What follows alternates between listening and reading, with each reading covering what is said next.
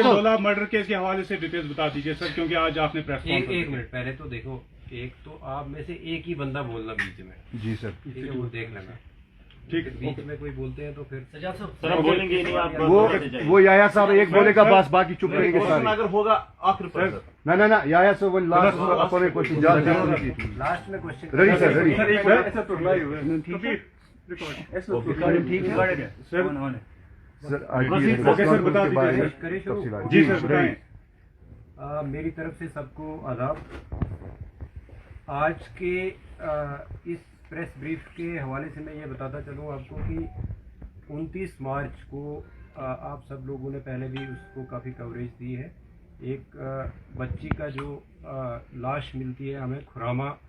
गांव, जो Lolab police station Lolab area में है और पुलिस स्टेशन लालपुरा का एरिया पड़ता है। वहाँ पे एक लकड़ी के शेड में, जिसमें हम लकड़ी स्टोर करके रखते हैं, वहाँ पे एक डेड बॉडी मिलती है। प्राइमा फेशी लगता है कि बच्ची का जो है वो गला काटा गया है और उससे उसकी डेथ हुई है। बहरहाल रात का वक्त था और उसके दूसरे दिन जब सुबह के टाइम पोस्टमार्टम करवाया गया तो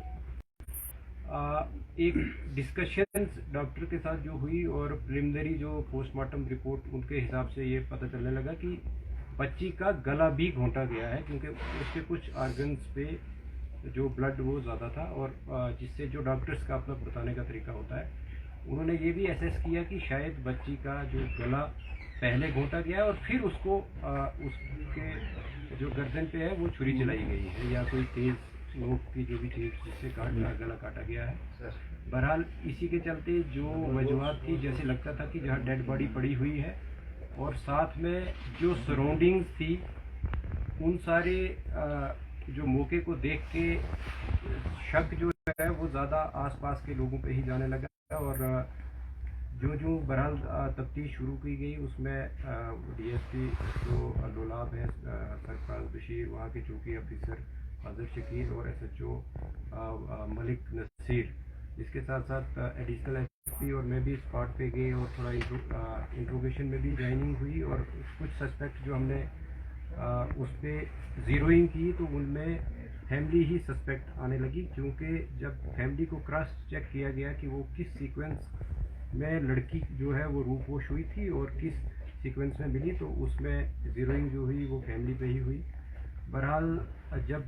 फैमिली में भी सेपरेट इन्वेस्टिगेशन चलने लगी, इंक्वायरी चलने लगी, तो लड़की का बाप जिसका नाम मोहम्मद इकबाल खटाना है वो हमारा प्राइम सस्पेक्ट लेके उसमें तफ्तीश में आने लगा और जब उसको अच्छे तरीके से जब क्रॉस क्वेश्चनिंग और बाकी तफ्तीश के जो जितने भी मवाद हमारे पास थे उनसे जब कन्फ्रंट किया गया तो उसने कन्फेस किया कि इस छोटी बच्ची जो कि मोहम्मद इकबाल की ही बच्ची है, उसका जो मर्डर है वो उसने खुद किया है, बाप ने किया है और उसको हमने हिरासत में भी फॉर्मली अरेस्ट किया। और ये कहानी निकल के आई कि चूँकि ये जो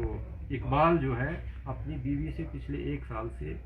इनके बीच जो काफ़ी पर्सनल इश्यूज़ को लेके लड़ाई होती रहती थी, मैं तो भी होता रहता था,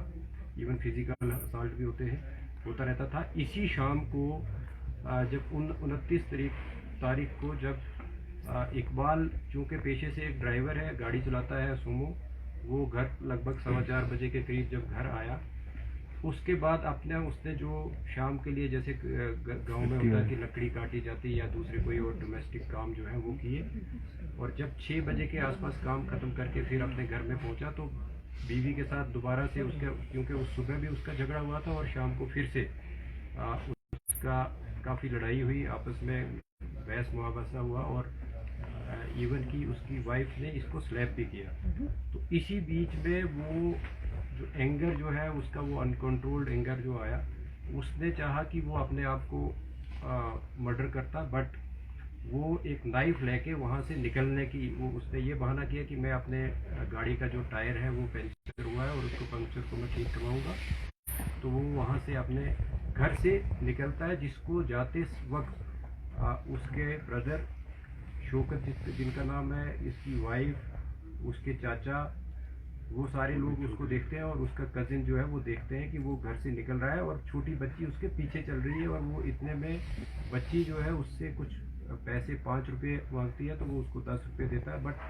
वो पीछे नहीं देखता है और बच्ची उसको फॉलो करती है, जिसको काफ़ी और भी हमारे पास गवाह हैं जिन्होंने उसको बच्ची को फॉलो करते हुए देखा। और वो गाड़ी में ही बच्ची जो है इकबाल के साथ बैठ गई। इसके बाद वो हार्डन की तरफ आया और फिर उसके बाद सीवर की तरफ, खुरामा की तरफ आया और जहाँ पे गाड़ी में ही, क्योंकि उसके बाद इफ्तारी का भी वक्त था और गाड़ी उसने एक आइसोलेटेड प्लेस पे लगाई। जब देखा कि लोग जो है वो क्योंकि इफ्तार के बाद रश भी कम हो जाता है, आजकल तरावी का वक्त होता है और जो ही तरावी के लिए लोग निकल पड़े, तो उसने ये सोचा कि लड़की मेरे साथ है, अगर मैंने भी अपने आप को ख़त्म करना तो इसका क्या करूं। और वो जो आउट ऑफ रेज जो है वो पहले बच्ची का गला घोंटा और बच्ची जो है उसकी डेथ जो है उसी में हो गई। और वो अपनी सोच को बदलते हुए सोचा कि बच्ची को मैं कैसे किसी जगह ऐसी जगह रखूं कि वो उसकी डेड बॉडी जो है वो मिल जाए और फिर मैं अपने आप को भी ख़त्म करूं। बट जब वो वहाँ पे डेड बॉडी को अपनी गोद में उठा के